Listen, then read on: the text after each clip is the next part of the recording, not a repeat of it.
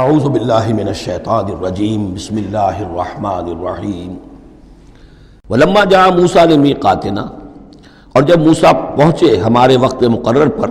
وکلمہ ربہ، اور ان سے کلام کیا ان کے رب نے، قال رب ارنی انظر الیک، انہوں نے درخواست کی پروردگار مجھے اپنا دیدار عطا فرما، مجھے دکھا کہ میں تجھے دیکھوں۔ قال لن ترانی، اللہ نے فرمایا تم مجھے ہرگز نہیں دیکھ سکتے، ولیکن انظر الی الجبل، لیکن ذرا اس پہاڑ کو دیکھو، فإن استقر مکانہ، اگر وہ اپنی جگہ پر کھڑا رہ جائے، برداشت کر جائے ہماری تجلی کو، فسوف ترانی، تو تم بھی سوچنا کہ شاید ہمیں دیکھ سکو۔ فلما تجلی ربہ للجبل، جب اللہ نے اپنی تجلی ڈالی پہاڑ پر، اب یہ جلی کہتے ہیں روشن چیز کو، جلی شے روشن، تجلی یہ باب تفاعل ہے، کسی شے کا خود روشن ہو جانا، تو اللہ تعالیٰ کی یہ ذات کی تجلی ہے کہ جو پہاڑ پر ڈالی گئی، جعلہ دکن، جس سے کہ وہ پہاڑ جو ہے وہ بالکل ریزہ ریزہ ہو گیا، وخر موسیٰ صاعقا، اور حضرت موسیٰ علیہ السلام بھی تجلی باری تعالیٰ کے اس بالواسطہ مشاہدے کے نتیجے میں بھی وہ بے ہوش ہو کر گر پڑے۔ فلما افاقا، جب انہیں افاقہ ہوا، ہوش میں آئے، قال سبحانک، اب انہوں نے کہا اے اللہ تو پاک ہے، تبت الیک، میں تیری جناب میں توبہ کرتا ہوں کہ میں نے جسارت کی تھی، میں نے جو ہے اپنی حیثیت سے بڑھ کر تجھ سے سوال کر لیا تھا، وانا اول المومنین، اور میں پہلا ہی ہوں ایمان لانے والا، بغیر دیکھے تجھے ماننے والا ہوں۔ قال یا موسیٰ انی اصطفیتک علی الناس برسالاتی، اللہ نے فرمایا موسیٰ میں نے تمہیں چن لیا ہے لوگوں پر، تمام انسانوں میں سے تمہیں چنا ہے، پسند کیا ہے اپنے پیغام کے لیے، رسالات کے لیے، وبکلامی، اور اپنے کلام کے لیے۔ یہ خاص مقام ہے، امتیازی مقام ہے حضرت موسیٰ کا، کلم اللہ موسیٰ تکلیما، فخذ ما آتیتک وکن من الشاکرین، تو لے لو جو میں تمہیں دے رہا ہوں اور بن جانا شکر کرنے والوں میں، یعنی یہ الواح جو ہے جو ہم دے رہے ہیں اس میں احکام لکھے ہوئے ہیں، یہ تم لے لو اور ان کا حق ادا کرو۔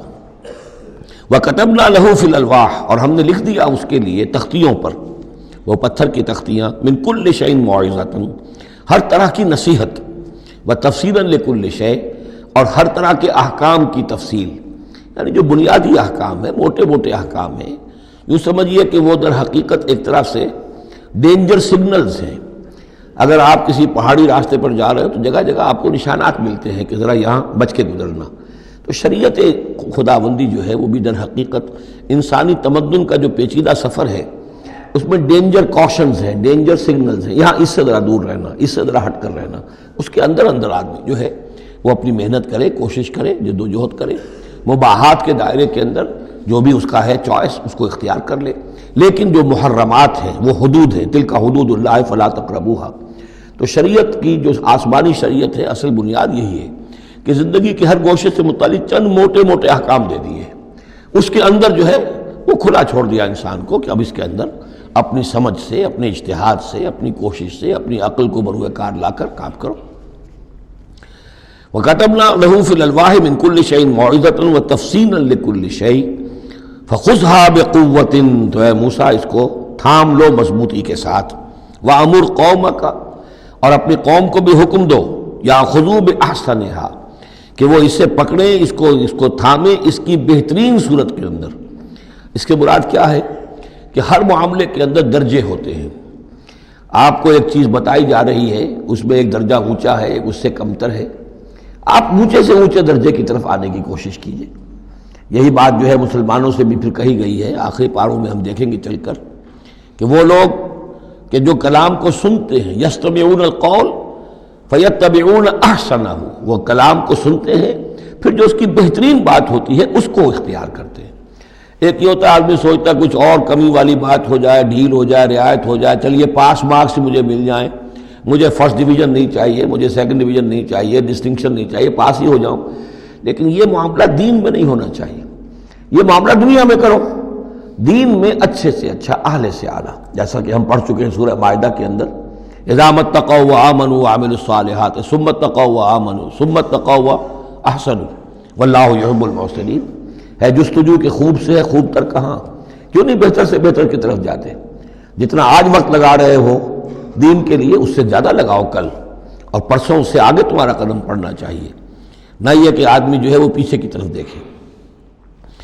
وَأَمُرْ قَوْمَكَ يَأْخُذُوا بِأَحْسَنِهَا، اس کا جو بہترین رخ ہے اس کو اختیار کریں۔ سَأُرِيكُمْ دَارَ الْفَاسِقِينَ، ان قریب میں تمہیں وہ گھر دکھا دوں گا جو اس وقت فاسقوں کے قبضے میں ہے۔ یعنی یہاں جو کچھ ہوا ہے، کوہ طور جو ہے وہ سمجھ لیجئے کہ وہ سینائی پیننسلا کا جو ساؤدرن ٹپ ہے وہاں پر ہے تقریباً کوہ طور۔ تو گویا کہ خلیج سویز کو کراس کیا، یا کہیں سے کسی جھیل کو کراس کر کے مصر سے آئے سینائی پیننسلا میں، پھر یہ کہ خلیج سویز کے ساتھ ساتھ ہو کر ساؤدرن ٹپ تک پہنچ گیا پورا قافلہ۔ یہاں پڑاؤ رہا ان کا طویل عرصے تک، اور یہیں پر پھر حضرت موسیٰ علیہ السلام طلب کیے گئے کوہ طور پر۔ وہاں سے اب واپس آ گئے، اب ان سے کہا گیا کہ آگے بڑھو، اور خلیج عقبہ کے ساتھ ساتھ ہو کر داہنی جو ہے کھاڑی جو ہے ریڈ سی کی، اس سے آگے بڑھو اور فلسطین میں جا کے اب تمہیں جنگ کرنی ہے۔ تمہارا وہ ملک جو ہے جو تم چھوڑ کر آئے تھے تقریباً یوں سمجھیے کہ 700-800 برس پہلے یا اس کے آس پاس، اب اس کے اوپر قبضہ ہے مشرکوں کا، کافروں کا، جاہلوں کا۔ اب اس اپنی سرزمین کو ان سے آزاد کرانے کے لیے اب تمہیں جہاد کرنا ہے، وہ جس کا ذکر ہم سورہ مائدہ میں پڑھا ہے، تو اس کا یہاں پر تذکرہ ہو رہا ہے۔ سَأُرِيكُمْ دَارَ الْفَاسِقِينَ، یعنی وہ فلسطین تک اب میں تمہیں لے جاؤں گا اور تمہیں دکھا دوں گا وہ جگہ جو تمہارا اصل مسکن ہے، اور اس کے لیے یہ ہے کہ تمہیں اب ان فاسقوں کو وہاں سے نکالنا ہوگا۔ سَأَصْرِفُ عَنْ آيَاتِ الَّذِينَ يَتَكَبَّرُونَ فِي الْأَرْضِ بِغَيْرِ الْحَقِّ، میں پھیر دوں گا اپنی آیات سے ان لوگوں کے رخ کو جو زمین میں ناحق تکبر کرتے ہیں۔ یعنی یہ خود اللہ تعالیٰ فرما رہے ہیں جن کے اندر تکبر ہے میں خود ان کا رخ پھیر دیتا ہوں، وہ ہماری آیات کو دیکھتے ہی نہیں، سمجھتے ہی نہیں، اس لیے کہ تکبر ہے۔ تکبر وہ شے ہے جو اللہ کو سب سے زیادہ ناپسند ہے۔ فرمایا گیا ہے ایک حدیث میں، حدیث قدسی میں، الکبر ردائی، تکبر میری چادر ہے۔ تو اگر کوئی اور تکبر کرتا ہے تو گویا کہ میری چادر میرے شانے سے وہ گھسیٹ رہا ہے، تو اس کے خلاف میرا اعلان جنگ ہے۔ ایک اور حدیث میں فرمایا لن يدخل الجنہ من کان فی قلبہ مثقال حبۃ من کبر، جنت میں کبھی داخل نہیں ہو سکے گا وہ شخص جس کے دل میں دانے کے برابر بھی تکبر ہے۔ تکبر سب سے بڑا روگ ہے۔ تو جن لوگوں کے اندر تکبر ہے ہم ان کا رخ پھیر دیتے ہیں اپنی آیات سے، ہم انہیں اس کا اہل نہیں سمجھتے کہ وہ ہماری آیات کو سمجھیں اور دیکھیں۔ وَإِن يَرَوْا كُلَّ آيَةٍ لَا يُؤْمِنُوا بِهَا، اور اگر وہ سرسری طور پر دیکھ بھی لیں، ساری نشانیاں دیکھ لیں، تب بھی وہ ایمان لانے والے نہیں ہیں۔ وَإِن يَرَوْا سَبِيلَ الرُّشْدِ لَا يَتَّخِذُوهُ سَبِيلًا، اور اگر وہ دیکھ بھی لیں کامیابی کا اور سعادت کا اور ہدایت کا راستہ، تب بھی اس راستے کو اختیار نہیں کریں گے۔ وَإِن يَرَوْا سَبِيلَ الْغَيِّ يَتَّخِذُوهُ سَبِيلًا، اور جب بھی ان کے سامنے آئے گا کجی کا راستہ، ٹیڑھ کا راستہ، گمراہی کا راستہ، اسے وہ اختیار کریں گے۔ یعنی یہ ساری چیزیں ان کی کس وجہ سے ہیں کہ ان کے دلوں میں تکبر ہے۔ ذالک بانہم کذبوا بآیاتنا، یہ اس لیے کہ انہوں نے ہماری آیات کو جھٹلایا اپنے تکبر کی بنیاد پر، وکانوا عنہا غافلین، اور اس سے تغافل برتتے رہے۔ والذین کذبوا بآیاتنا ولقاء الآخرۃ، اور جو لوگ بھی جھٹلائیں گے ہماری آیات کو اور آخرت کی ملاقات کو، حبطت اعمالہم، ان کے سارے اعمال حبط ہو جائیں گے۔ اپنی جگہ وہ بڑی نیکیاں کما رہے ہوں، جیسے کہ قریش مکہ تھے، ہم کعبے کی خادم ہیں، کعبے کی خدمت کر رہے ہیں، کعبے کو صاف رکھتے ہیں، حاجیوں کو دودھ پلاتے ہیں، پانی پلاتے ہیں، ان کے سارے عمل حقارت ہو جائیں گے۔ هل یجزون الا ما كانوا یعملون، اور ان کو نہیں دیا جائے گا بدلے میں مگر وہی کچھ جو وہ کرتے تھے۔ صدق اللہ العظیم۔